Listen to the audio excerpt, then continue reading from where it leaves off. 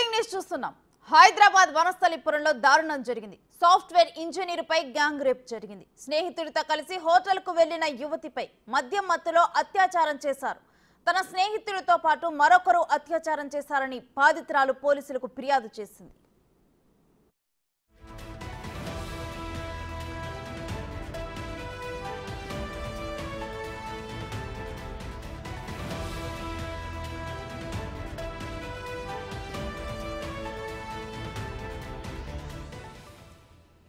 హయత్ నగర్ కు చెందిన చిన్ననాటి స్నేహితుడు గౌతమ్ రెడ్డితో కలిసి బాధితురాలు ఓ రెస్టారెంట్ కు వెళ్లారు. అక్కడే బార్లో ఇద్దరు ఫుల్ గా మద్యం సేవించారు. ఆ తర్వాత హోటల్ రూమ్ కి వెళ్లారు. మత్తులో ఉండటంతో తనకు ఏం జరుగుతుందో తెలుసుకోలేకపోయింది. స్పృహ వచ్చిన తర్వాత చూస్తూ రూమ్ లో గౌతమ్ రెడ్డితో పాటు మరో వ్యక్తి ఉన్నారు.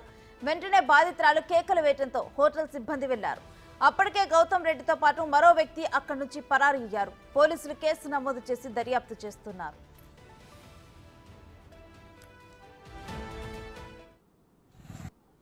అమ్మాయి ఫ్రెండ్ అని చెప్తా ఉన్నది. సెకండ్ క్లాస్ నుంచి 10th క్లాస్ వరకు కూడా క్లాస్మేట్స్.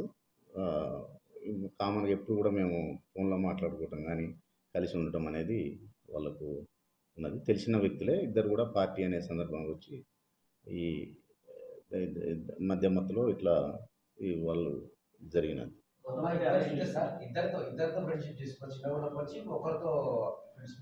ఇంకొక అతని గురించి పూర్తిగా ఇంకా వివరాలు తెలియాల్సింది. కామన్ ఫ్రెండ్ అని చెప్తున్నది. ఇంకా వివరాలు తీసుకుంటున్నాము.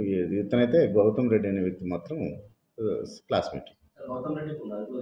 తీసుకోలేదు. ఇంకా కేసు నమోదు చేసి దర్యాప్తు చేస్తున్నాం.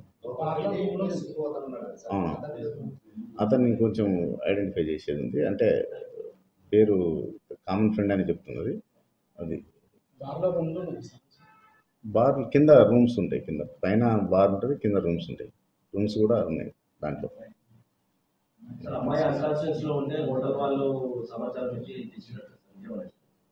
ఇన్కాన్షియస్ ఇచ్చి హోటల్ వాళ్ళ సమాచారం అట్లాంటిది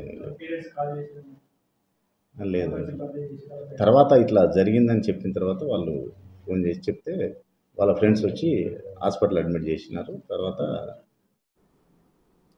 ఇక ఇదే అంశానికి సంబంధించిన డీటెయిల్స్ మా ప్రతినిధి రానాని లైవ్ లో అడిగి తెలుసుకుందాం.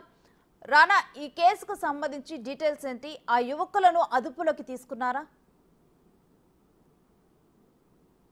ఉద్యోగం వచ్చినటువంటి ఆనందంలో తన చిన్ననాటి స్నేహితుడు గౌతమ్ రెడ్డిని పిలిపించి పార్టీ ఇవ్వడానికి ఆ మహిళ ప్రయత్నించింది. అయితే వాళ్ళిద్దరు కూడా హోటల్కి వచ్చారు. హోటల్కి వచ్చిన తర్వాత మద్యం ఎక్కువ సేవించారు. మద్యం ఎక్కువ సేవించిన తర్వాత ఆమె మద్యం మత్తులోకి వెళ్ళిపోయింది. తర్వాత అతను కొన్ని మాయమాటలు చెప్పి అదే హోటల్ పైన ఉన్నటువంటి రూమ్ కి అతను తీసుకురావడం జరిగింది. ఇప్పుడు మనం విజువల్ లో చూస్తున్నటువంటి ఏదైతే రూమ్ ఉందో ఆ రూమ్ దగ్గరికి అతను తీసుకొచ్చాడు. తర్వాత ఆమె మద్యం మత్తులో ఉన్నప్పుడు ఆమె పైన అత్యాచారం చేశాడు. అత్యాచారం చేసిన తర్వాత ఆమె ఆల్రెడీ మద్యం మత్తులో ఉంది కాబట్టి ఆమె నిద్రపోయింది. నిద్రపోయిన క్షణంలో గౌతమ్ రెడ్డి అనే వ్యక్తి తన మరొక స్నేహితుడిని పిలిచాడు. పిలిచిన తర్వాత తను కూడా హోటల్ రూమ్ కి వచ్చాడు. హోటల్ రూమ్ కి వచ్చిన తర్వాత తను ఆల్రెడీ నిస్సహాయ స్థితిలో పడిపోయింది. ఆల్రెడీ మద్యం మత్తులో కూడా ఉన్నటువంటి నేపథ్యంలో తను కూడా అత్యాచారం కూడా చేశాడు. ఇలా ఇద్దరు కలిపిన ఉదయం వరకు కూడా అత్యాచారం చేసి ఉదయాన్నే ఆమెకి మత్తు దిగిన తర్వాత లేచి చూసే కొందరికి ఇది చిన్న రూమ్, నేను ఈ రూమ్ లో ఎందుకున్నాను అనేది కూడా ఆమె చూసింది. వెంటనే ఏదో జరిగింది అనేసి కూడా ఆమె కేకలు వేయడము ఇవన్నీ చేయడంతో ఆ పక్కన ఉన్నటువంటి ఈ రూమ్ వాళ్ళు కానీ వీళ్ళందరూ కూడా బయటకు వచ్చి తలుపు తీసే కొందరికి ఆమెకి అప్పటికే ఆ ఇద్దరు యువకులు తలుపు తెరవగానే బయటకి పారిపోయినట్టుగా ప్రత్యక్ష సాక్షులు చెప్తున్నారు. బయటకు పారిపోయిన తర్వాత ఆ మహిళను వెంటనే అడ్రస్ ఏంటని చూసిన తర్వాత పైకి వచ్చిన అప్పుడు ఆమెకు సంబంధించిన ఆధార్ కార్డు అంతా కూడా గౌతమ్ రెడ్డి ఇక్కడ సబ్మిట్ చేశారు. సబ్మిట్ చేసిన తర్వాత ఆధార్ కార్డును యూజ్ చేసుకుని వాళ్ళ ఇంటి నెంబర్ తీసుకొని వెంటనే హోటల్ నిర్వాహకులు వాళ్ళ ఇంటి వాళ్ళకి ఇన్ఫార్మ్ చేశారు.